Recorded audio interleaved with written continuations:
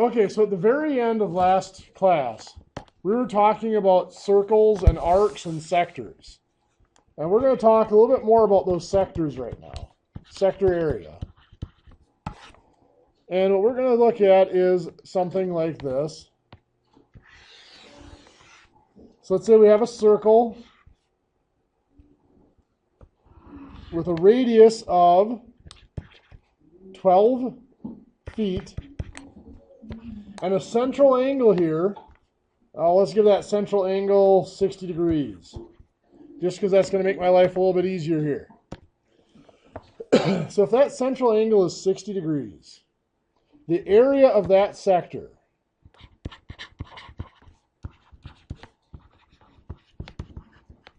is going to be found by, first of all, finding the area of the whole circle.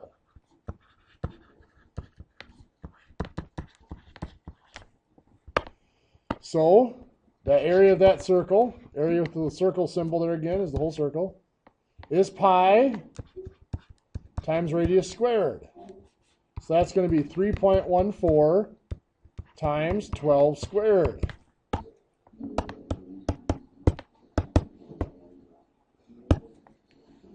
So at 452.16. That is square feet. Now that's the whole circle. So then to get just the area of that sector, we're going to multiply by an angle ratio. Or an angle fraction if you want to call it that.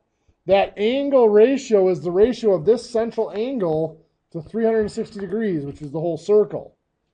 So the angle ratio here is 60 out of 360. So in this step, to find the area of the sector, we take that area of the whole circle, the 452.16 square feet, times 60 over 360. Gives us 75.36.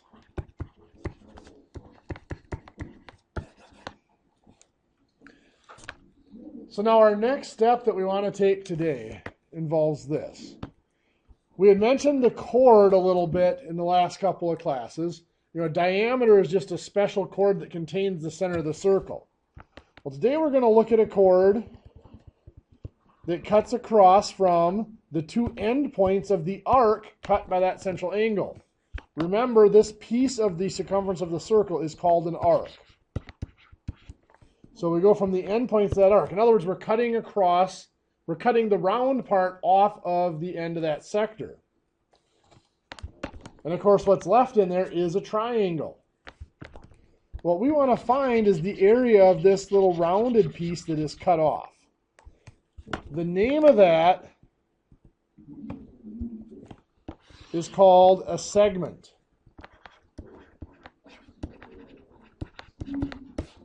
So that is the portion of the circle that is cut off from those 2 points. So to find the area of that segment, we have the area of the whole sector, the 75.36 square feet. Just like we've done with some of our other areas, we find a bigger area, that whole sector, and we subtract off a smaller piece. In this case, it would be this smaller triangle here. Well, that triangle does not have any right angles in it. But we do know if this side is 12, that's a radius. Every radius of that circle has to be 12 feet, so this side is also 12. But in this case, the reason I chose 60 degrees is if that angle between the two radii is 60 degrees, what that does is that triangle, if you have a triangle where you have two equal sides and a 60-degree angle in between them, that means that the other side must be equal to the other two. In other words, it's an equilateral triangle. All of the sides must be the same. So again, I'm going to repeat that, and this goes both directions. If you have a triangle with two equal sides and a 60-degree angle in between them, that means that third side must be the same. Now it goes the other way as well. If you have a triangle where all three sides are the same, that central angle must be 60 degrees. Now, we'll talk about that a little bit more if you were to go on to the next portion of the course that has some of the trig in it. So anyway, we know that this is an equilateral triangle. All three sides are 12 feet. So this takes us back to what we learned 2 weeks ago. Heroes or Huron's formula for finding the area of a triangle where we know all three sides. So our perimeter here is just 12 times 3, or 36 feet. The semi-perimeter is 36 divided by 2, or 18 feet. So that means our area will be the square root of 18 times, we're just going to label these sides A, B, and C. They're all the same, so it really doesn't matter. Times 18 minus 12, times 18 minus 12, and times 18 minus 12 again. So that area will be the square root of 18 minus 12 is going to be 6 each of those times. So 18 times 6 times 6 times 6 equals 62.35. Says 62.35 square feet. So we got here, again, that whole sector. I'll draw it out down here a little bit larger. Our whole sector is 75.36 square feet.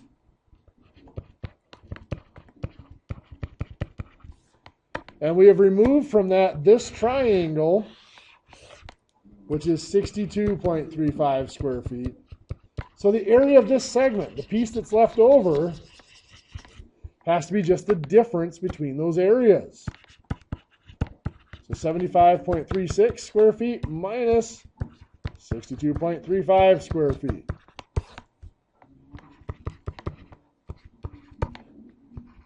So that is 13.01 square feet. Now you notice that's relatively small in size. Well, let's do another one. This one I'm going to make pretty easy for you. Oops. I'm going to try that again. Not even I can let that circle pass. There, that's close enough. So we're going to have a sector that's 1/4 of a circle here. Right triangle. It's going to be like a right triangle, exactly. The radius of this circle is 20 inches.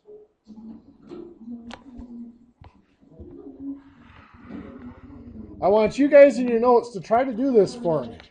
I'm going to give you about 4 or 5 minutes to do this, because this one should go pretty quick. Find the area of that segment.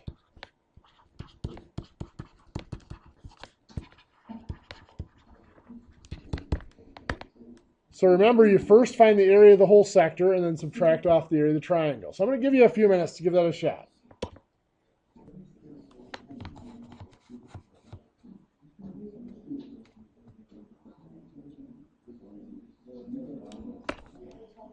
So the first step, we'd have to make sure we find the area of the sector. And of course, to do that, you got to find the area of the whole circle. The area of that whole circle will be pi times 20 squared.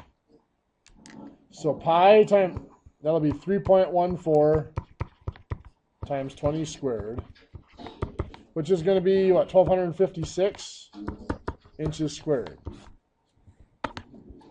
So then to find the area of the sector, now this is a quarter circle, so we could just divide by 4, but we're going to do the 1,256 times 90 over 360, which is going to give us 314 inches squared. That's the area of the whole sector here. How many of you got that far? Okay, well then let's talk through the rest of it then.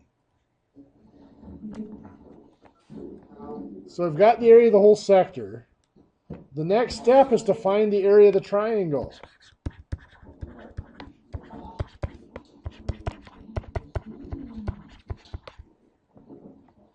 So the area of the triangle, since this is a right triangle, is simply going to be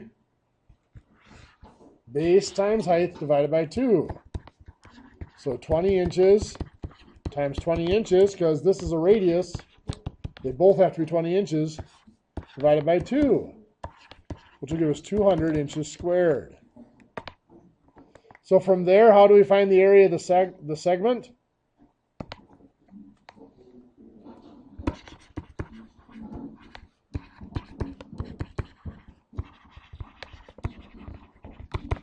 Well, the area of the segment is just the area of the sector minus the area of the triangle.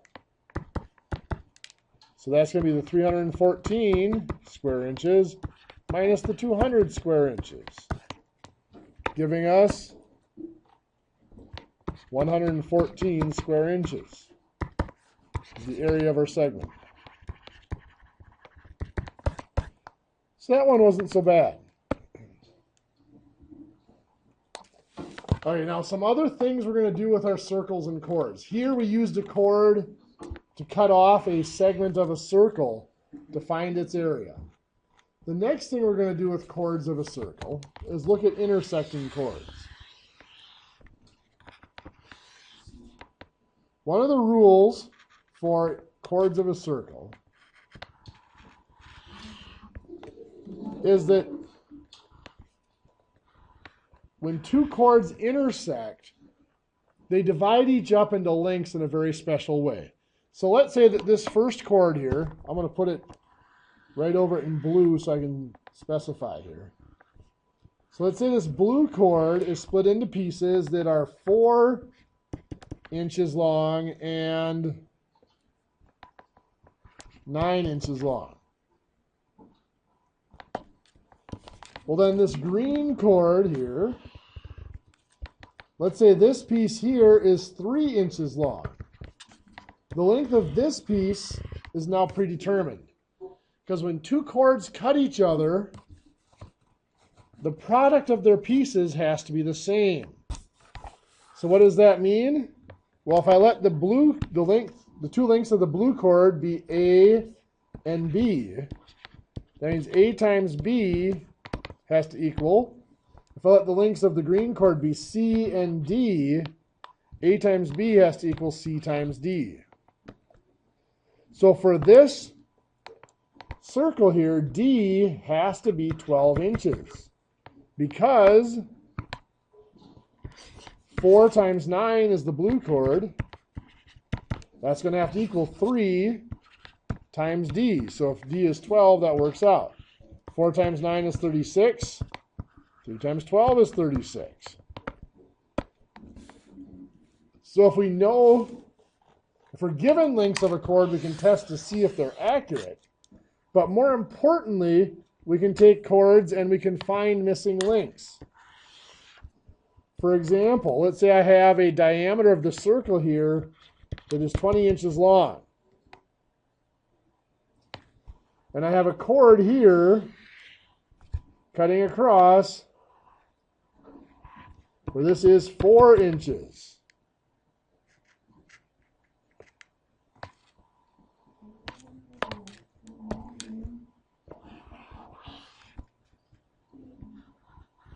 If this piece cut over here happens to be, I got to make this, let's make that 5 inches. How long does this piece, I'll put it in red so we can highlight it. How long does this red piece have to be? Well, the first thing we have to figure out is what's this length here?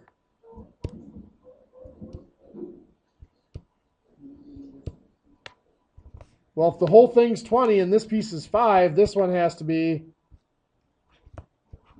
15, correct? So that diameter of 20 inches is cut into pieces of 5 inches and 15 inches. So 5 times 15 has to equal 4 times, let's call this x. 4 times x. So in other words, using just some basic algebra, we would divide both sides by 4. X is equal to 5 times 15, that's the lengths of the chord that we know both lengths of, divided by the 4, which is the one length on the chord that we're trying to find the rest of. So 5 times 5 is 75. Divided by 4 is 18.75. So x is 18.75 inches, or 18 3/4 inches.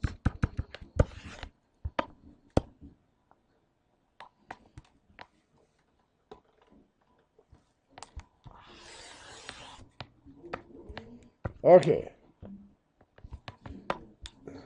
So I want you guys to try this. Let's say that this piece here is 6 inches.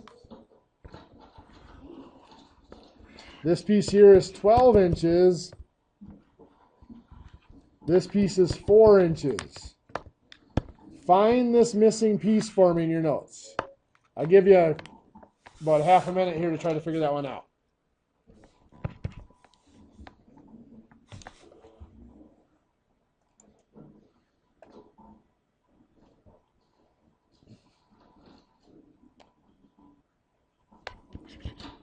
So x is equal to, remember we take the two pieces of the same chord, the 6 and the 12, and we multiply them together. Then we divide by the other piece in the chord that x is in. So 4 is that other piece in the chord that x is in. That would be divided by 4. 6 times 12 divided by 4 is 18. So x is 18 inches long. Well, most of the stuff we're going to work with is going to involve right angles. So let's go back to having that diameter across here again. Another special rule with chords of a triangle is if we have a diameter or a radius of a circle, if a chord crosses that diameter or radius at a right angle. In other words, if that chord is perpendicular to that diameter or radius, it cuts the chord into two equal pieces. In other words, this piece is the same length as that piece. So those two pieces will be the same length. So if this distance from here to here is given to be 40 inches, and let's say this distance from here to here, let's give that to be 8 inches. We can find the diameter of the circle.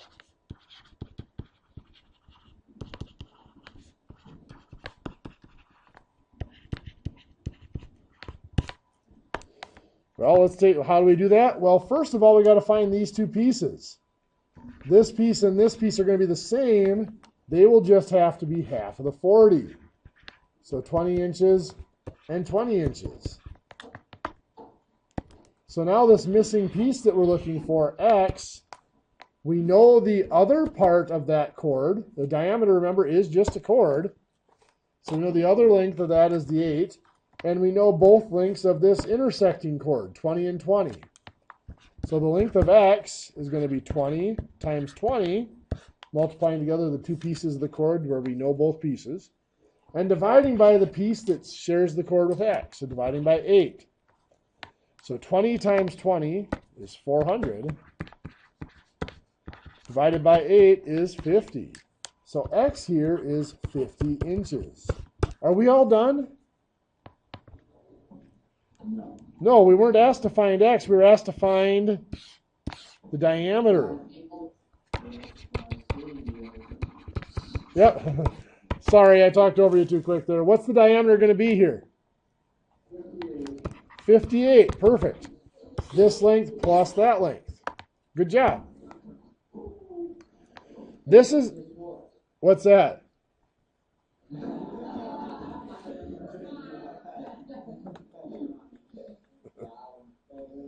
Okay, so why is this a useful skill in construction? Well, there are a lot of things in construction that use arches like this. For example, for a doorway between a living room and a dining room, often you're not going to put a door in there, and rather than just having a nice squared off access between the rooms, a lot of times you put in a wider access and an arched top like this, just to be more decorative. Well, to lay out that arch, to lay out an arch like that, I'm going to draw it a little bit smaller over here so I got room to sketch the layout. The way we would lay out that arch, we have to be able to describe the full circle.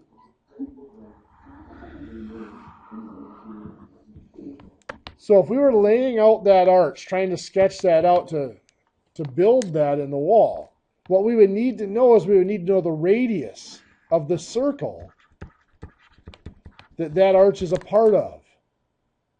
And if we know that radius, what we can do is we can lay this down on the floor and find the center of that circle, take a piece of string or whatever we're going to use for drawing circles that's the same length as that radius, and we can put a nail or a screw or just have somebody hold one end of the string at the center of that circle, stretch the string out and have a pencil on the other end, and we can swing it around. That string actually serves almost like a protractor to draw out that circle, that arc of that circle in this case. Well, to draw out that arc, we need to know the radius. And of course, what we found up here was the diameter, but if we know the diameter, the radius, of course, is just going to be half. So diameter of 58 is going to give us a radius of 29 inches. Perfect. So down here, we're looking at this arch. We're going to pretend this looks like a full circle here. And here's what I'm going to know about the arch. Let's say that we are running this opening is going to be 5 feet, so 60 inches wide. And this arch is going to be elevated 10 inches above what would normally be the top of that if it had been flat. So we have the studs going up the sides straight to here. The top of that arch is 10 inches above that height. So we need to find the radius of the circle that we use to create that arch. Well, the maximum height of that arch is going to be at the center of the span. So what I can do, if I draw the span in, I can assume that's 30 inches, or half of the 60, from each end.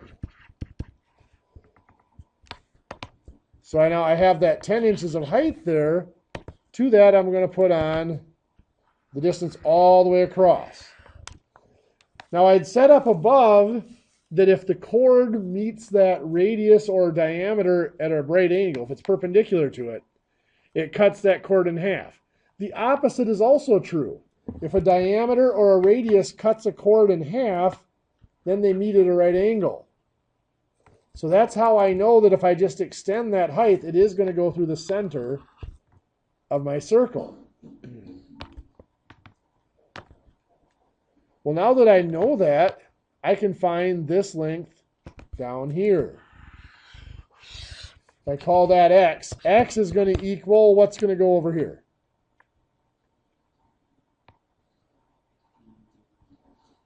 What are the two lengths of the known chord? 30 and 30. So 30 times 30. Divided by how much? The piece of the other piece of the other chord that I know, which is 10.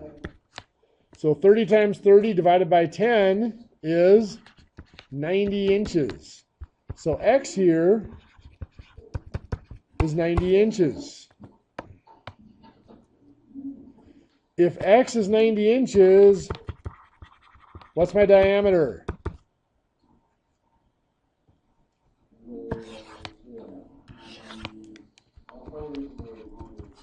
90 plus 10 or 100. Perfect. Good job. So then what's my radius? 50. There you go. Okay. You're going the right direction. No big deal. So now to lay this out, I'd lay this out on the floor. I'd have the top of my side set there. Generally what I would be doing here, if you're framing this the way I would frame it out, I would have this wall opening studded out.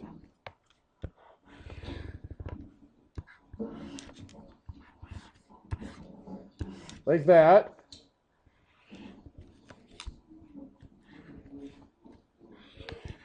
Then up here somewhere above the height, the total height of this arch, I'm going to have some sort of a header across this.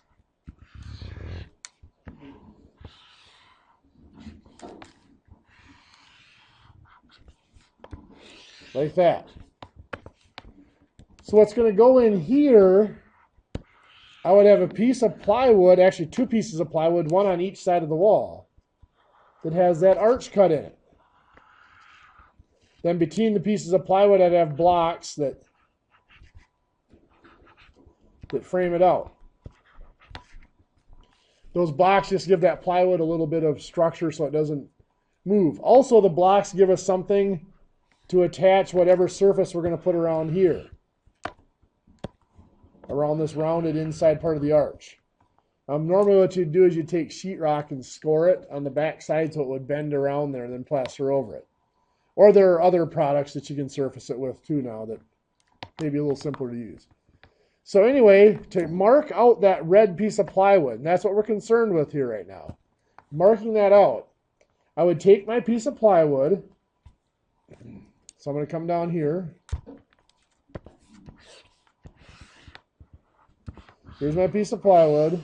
It's set to whatever height I have to have it. Now I'm going to come in here. That is my 60-inch width from here to here. I have this little extra on the sides because it's got to sit on top of those jack studs on each side. So now first thing I got to do is find the center of my circle. So I'm going to either anchor this down to the floor somehow or hold it in place real well. And I'm going to take that string. We found that our radius has to be 50 inches. So I'm going to take that string, and a little bit of geometry construction says if I take this, put one end of the string here at this corner, and stretch it out with my pencil, I can draw an arc here.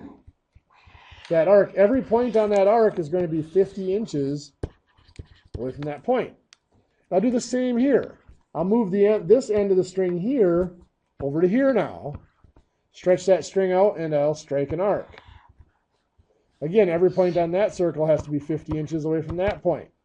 So where those two arcs cross is actually the center of the circle for this arch doorway.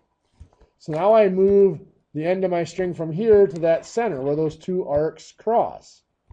And I stretch out my string and I score my arc across there.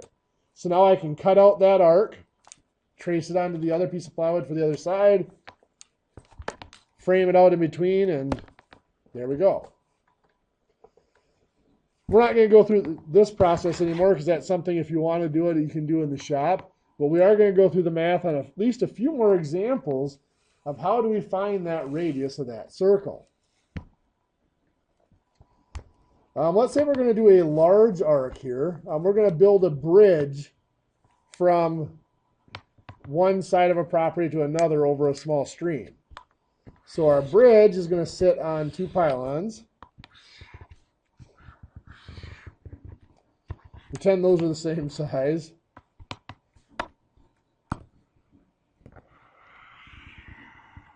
And it's going to form an arch.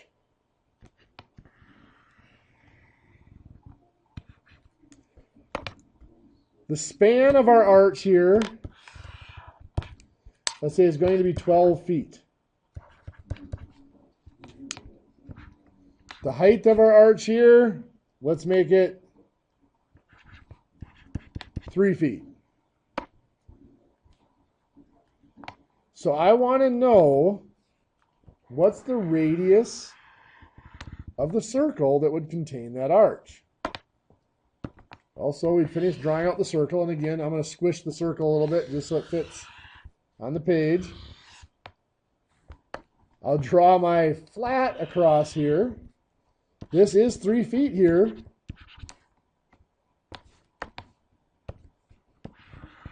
What's each of these dimensions have to be?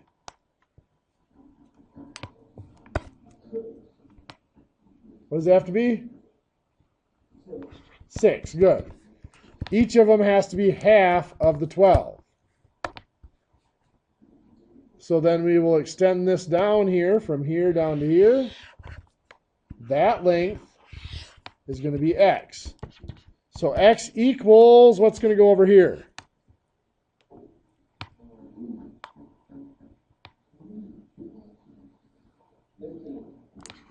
Yeah, 6 times 6 divided by 3 actually comes out to be 12 feet. And yes, you are right. I know you were jumping ahead of me to get the diameter. The diameter here must be 15 feet. That's just the 12 here plus 3 more. So my radius, half of 15 is 7.5 feet, or 7.5 feet. Another application where this would come in.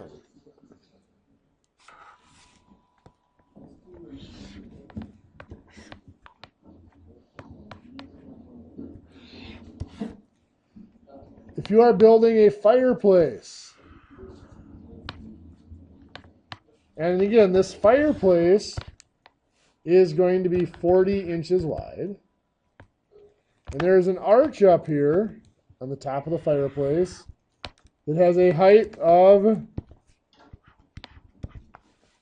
oh, what do I want to put in there? Let's go 5 inches high.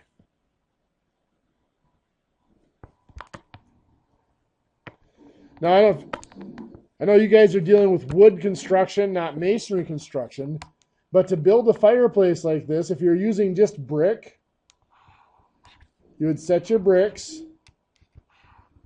Yes, I know I'm ignoring my mortar joints right now. You would set your bricks up each side.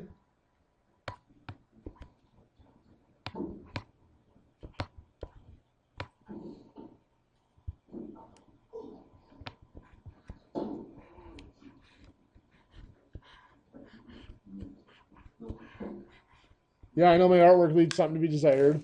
Once you had all your bricks laid on each side of it, what you would do here is you would build a frame, a plywood frame that would fit in there. And then you would lay bricks across the top of this arch. So you'd have a brick cut here on each end that has an angle on it like this. In fact, you might have to have a couple of courses with that angle cut in it. And then this brick on top is going to lay on its side. They can either be bevel cut, or you can just mess with the mortar joints. Generally, unless it's a really severe arch, you just let the mortar joints fan out. And you put those bricks in there, and it's actually a very strong structure. When held in an arch like that, those bricks cannot fall out once they're dry. So you put that plywood frame in there, you lay the bricks. Once they're dry, you pop that plywood frame out, and it stays there. It's very sturdy. Of course, you've got to do some brickwork above it to fill it in. But So anyway, what we want to be able to do here is we want to cut this plywood frame that's going to go inside here. So let's draw this down below.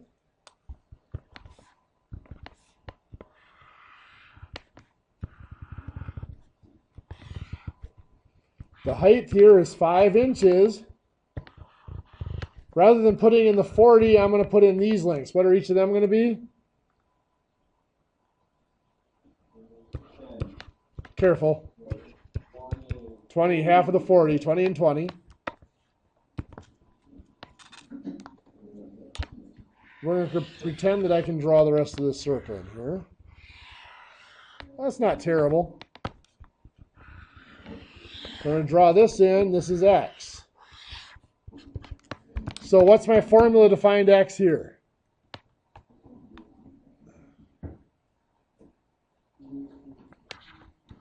$20 times 20 divided by 5. Right? Remember, we multiply the two lengths on the chord that we know both lengths of. Then we divide that by the length in the piece that's in the same chord with X. So 20 times 20 divided by 5 is 400 divided by 5, or 80 inches. So based on that, what's our diameter?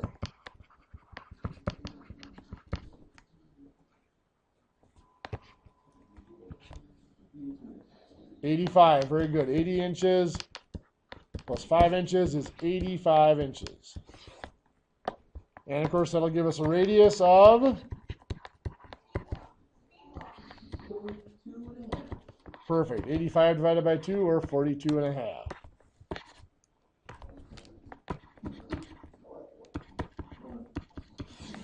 So 42 and a half inches. So the same type of thing. I would lay out my frame. I would cut a piece of plywood. I'd have a piece of plywood, whatever. Now I'd mark out from one side of it. I know this is going to be a square corner, hopefully, if this is a factory piece of plywood, so I'd use that corner. I'd measure out 40 inches here. I'd measure up then, straight up on each side, whatever height I'm going to. Then I would take that 42 and a half inch piece of string from each side, strike an arc. Where those arcs cross would be my center. Then I'd use my string from there to strike an arc on the plywood, and then I cut it out. There's my frame.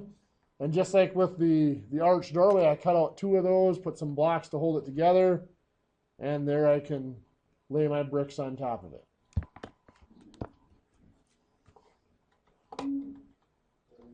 Okay. I want to switch gears just a little bit. I want to take a look at octagons for a second.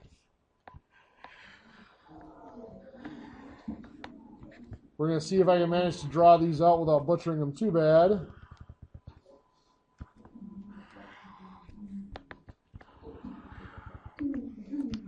The more I do this job, the more I'm becoming a firm believer that every math teacher should be required to have some art classes in school. So anyway, I know I definitely could benefit from it. What's that? You got me again.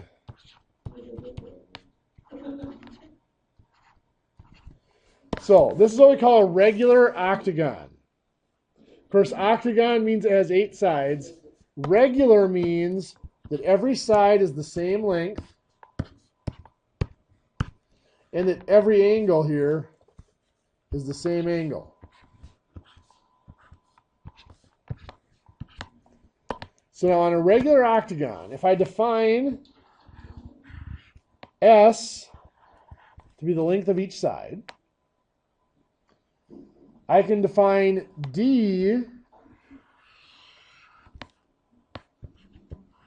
to be a diagonal distance. Now, diagonal distance is from one corner to the exact opposite corner, the corner that's the furthest away from it. Another reason that's called D is because it's also the diameter of, if you call it an inscribed circle and circumscribed circle. The circumscribed circle is the circle that goes all the way around the octagon. So that looks something like here. So if there's my octagon, the circumscribed circle would go around it like this. It'd go through every vertex. The D is the diameter of that circumscribed circle. And then we're going to define F to be the distance. I always say F stands for flat. It's the flat distance from one side to the other measured at a right angle. If you're looking at that, that would actually be something called the inscribed circle. The circle is inside the octagon and touches each side. Would have a diameter of F. So anyway, if we know any one of these three dimensions, we can find the area of the regular octagon.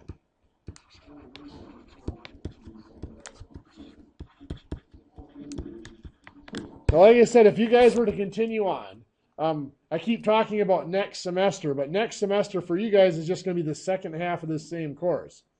The next semester I'm referring to would be the class that comes after Math 355 if you were to continue on in the construction program. The area of a regular octagon, actually any regular polygon, can be done using trigonometry is one of the main topics that would be in that course. And we go over a lot of different formulas and stuff for that. So if you were to continue on into that course, you would go through the trigonometry of where these formulas come from. For right now, I'm just going to go ahead and give you those formulas. If you know the side S, the area of that octagon is just 4.8275 times the length of the side squared. Now it's approximately that because this is rounded off to 4 decimal places. If you knew the length of the diagonal D, the area of that octagon is just 0.7071 times the length of that diagonal squared. Or if you knew the flat, the area of that octagon would be 0.8284 times the length of that flat squared. Well, let's look at some examples. Let's say that I have some gates. These gates are each 12 feet long. And I want to use those gates to lay out a pen for my animals.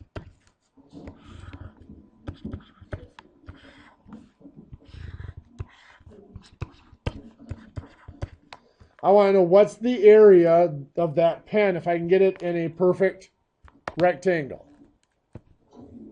Well, the area, remember that's going to be 4.8275 times the length of the side squared. And the 12 feet is definitely the length of the side. So 4.8275 times 12 squared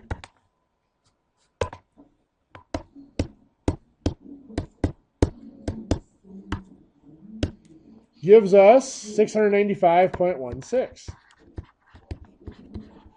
And those lengths are in feet, so this is going to be in square feet. So the area of that pen is just under 700 square feet of area.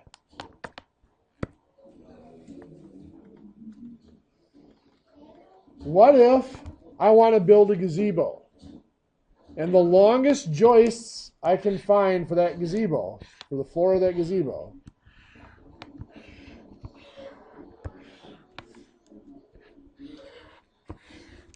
are 16-foot joists.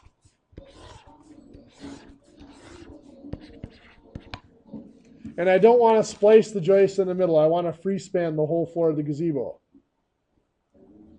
So the 16, is that going to describe S, D or F?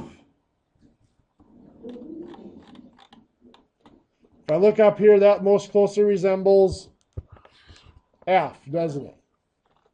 It is the flat distance from one side to the other. So the area, if I know F, is 0.8284 times F squared. So this would be 0.8284 times 16 squared.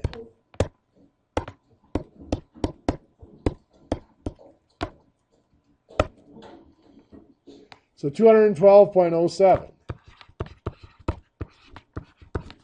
That is in feet, so that's square feet.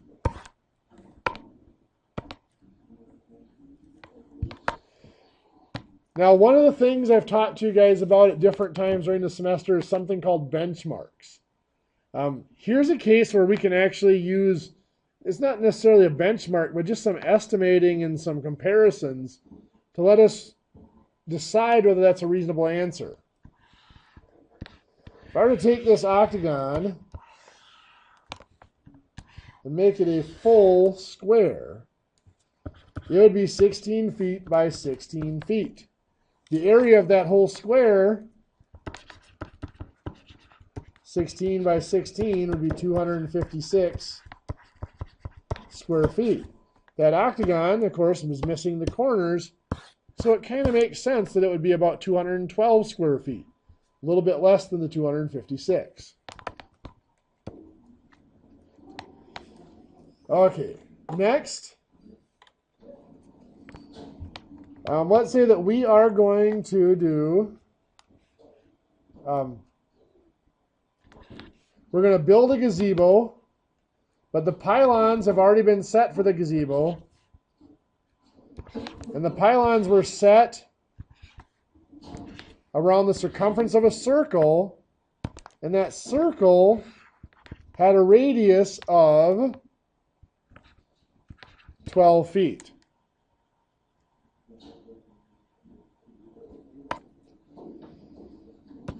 So now it might be easier to figure out what that 12 is representing if I draw in the, connect the dots to make my octagon here. That 12 doesn't represent any of the dimensions I gave you. It's definitely not the length of the side. It's not the flat distance, and it's not the diagonal distance. But I can extend it from here to here. Since that is the radius of a circle, that should also be how much? Yeah, 12 feet to make a total of 24. Perfect. Yep. I knew what you were thinking. So 24 is D. Oops, go ahead. I keep cutting you off. That's one of the problems with the ITV system. There's just that like 3/4 of a second lag. So just when I think nobody's going to answer, I start to talk and then somebody answers. Okay, so we have D. The diagonal distance is 24. So the area, if I know D, is 0.7071 times D squared. So for this one, that'll be 0.7071 times 24 squared.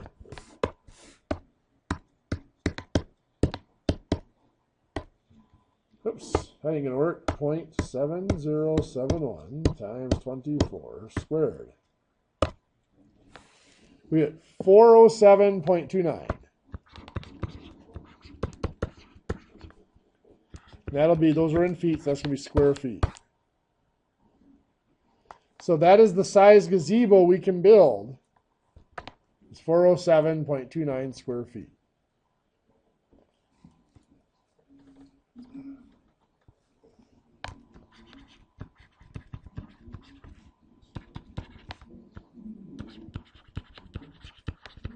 So, which is larger?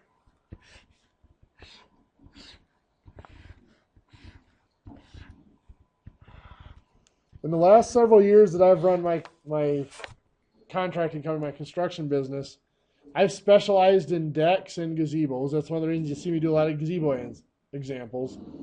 But one of the things I enjoyed doing was partial octagon pieces, you know, an octagon corner or a turret off the corner of a gazebo, or even just an octagon end sticking out like that instead of a squared off end.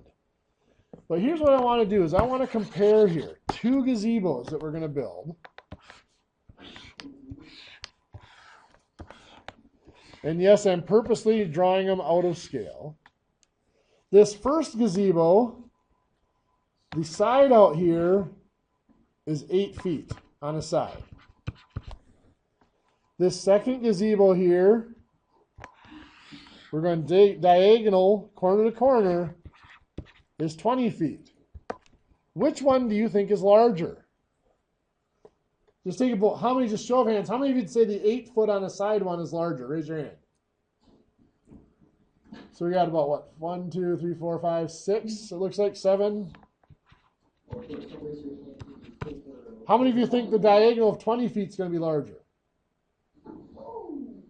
Looks like we got about 2 of you. We got a couple that are abstaining from the vote, huh? No problem. So let's take a look here. The area for the one here, this is the side, of course.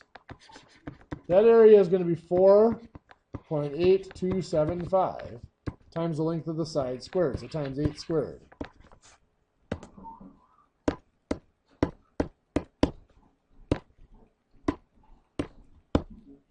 Ends up being 308.96. That's respectable. Over here, if we know the diagonal, it is 0.7071 times the length of that diagonal squared. So that's times 4 times 20 squared. 7071 times 20 squared. 282.84. So yes, the 8 foot on a side is bigger than the 20 foot diagonal. So here's the question for you. Can we use what we've just been doing to figure out what the diagonal length would be across here? Absolutely can do that. Yes, we can. Good answer. We know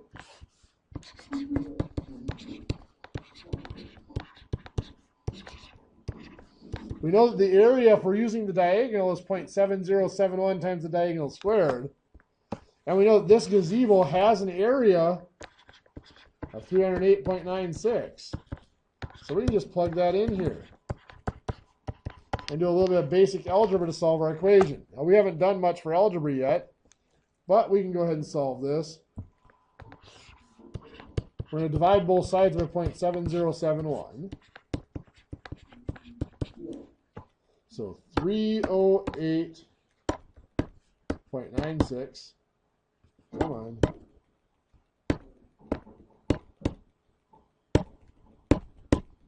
Divided by 0.7071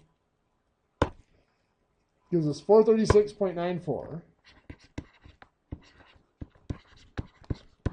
equals d squared. Now, of course, what do I have to do to find d?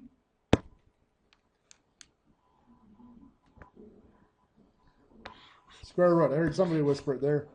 We're going to square root it. So we're going to take the square root of 436.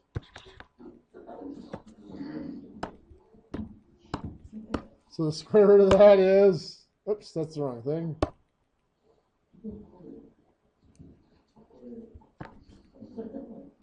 Square root of 436.94. Come on now.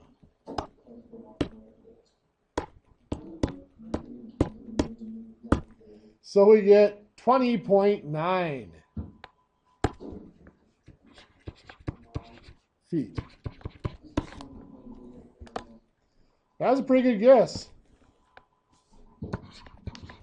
So that's 20 feet. We take our 0.9 over 0.9 times 12 is 10.8. So that's 10 inches. Take our 0.8 over 1 times 16 over 16 gives us 12.8 sixteenths or 13 sixteenths. So that's 20 feet, 10 and 13 sixteenths inches.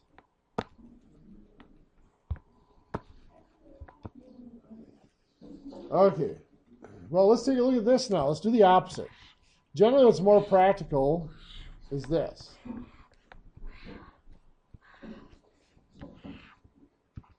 So we're going to build this gazebo, and our budget constraints, anything over 16 feet costs a premium. So we are going to build this gazebo with 16-foot floor joists across here. I want to know, what's the length of the side of this going to be? Well, again, I'm going to start out by finding the area. If I know 16 corresponds to what, F or D? F, it's the flat. So that's going to be 0.8284 times 16 squared.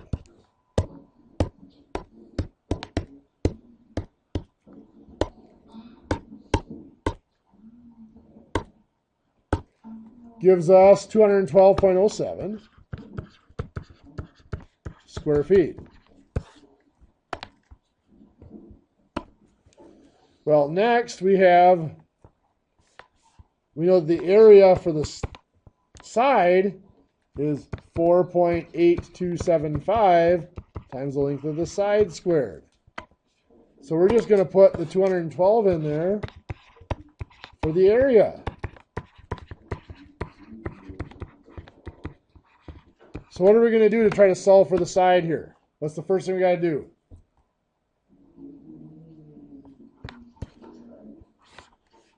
We have to divide by the 4.8275. Perfect. So 212.07 divided by 4.8275 gives us 43.93 equals S squared. And of course, the last step is to square root. Good. So square root of that previous answer, 6.63 basically. Feet is the length of my side. Now again, I'm going to break that down into feet, inches, and sixteenths. That's 6 feet. I'm going to do it on my calculator this time, though. I'm going to subtract the 6 feet off. I'm left with my decimal feet. I'm going to turn that into inches by doing what? Multiply by 12. You had the right idea. So 7.53, so that's 7 whole inches.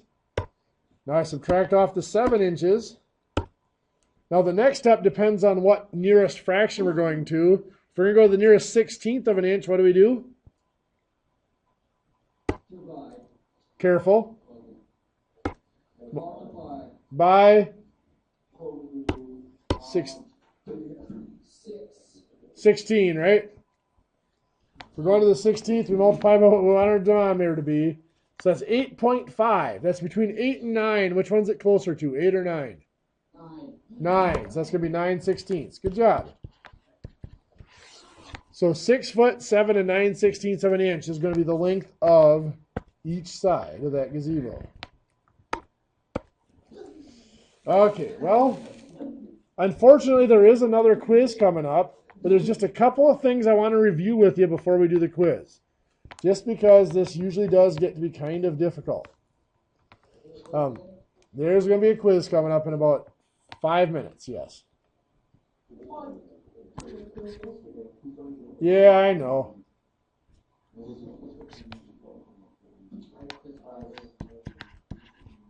So let's say, oops, I don't want to go.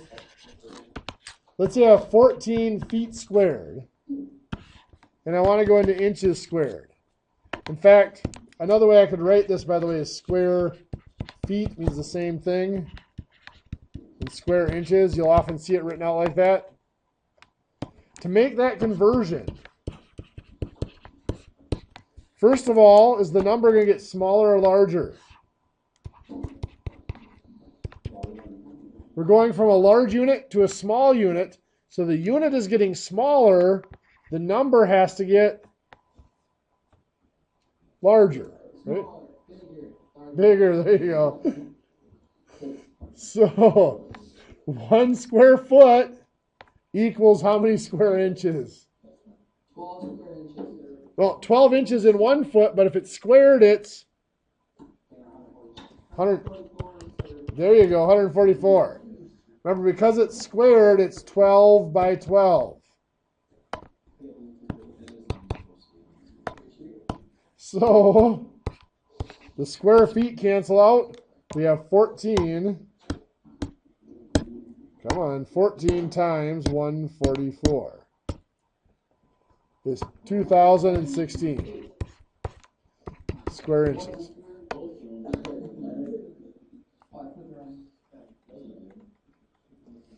Let's say we had 567 square feet going into square yards. Now remember, this is the same as having feet squared and yards squared. Now is the unit getting smaller or larger? Unit's getting larger. It's going from feet to yards. That's a bigger unit. So the number is going to have to get smaller if we're going to a bigger unit. So 1 square yard is how many square feet?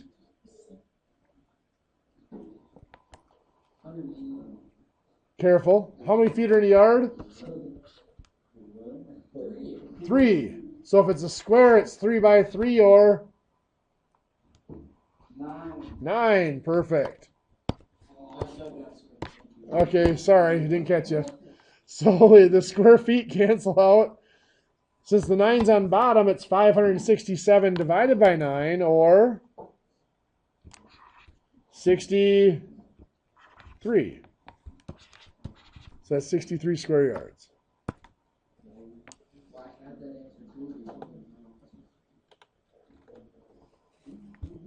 You were a step ahead of us. Sorry about that. So now if we were looking at the metric system, meters, decimeters, centimeters, and millimeters going this way. Decameters, hectometers, and kilometers going this way. If I have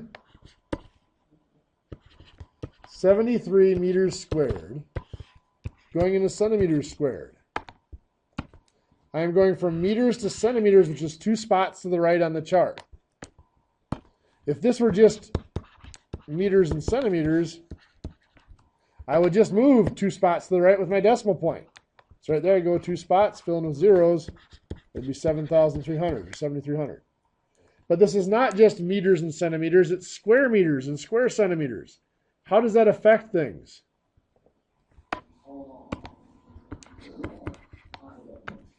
We double it. Each spot on the chart is 2 decimal places.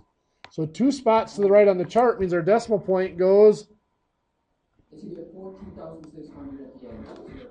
It's going to go 4 places. So that's 730,000 centimeters squared. What? On the chart, it moves 2 spots. Because it's squared, the decimal point goes double that. It goes 4 spots.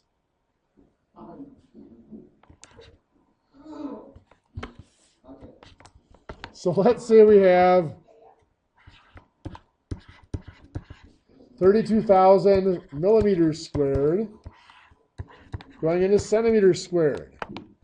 On the chart, from millimeters to centimeters is? It's going to be 3,200. You're close.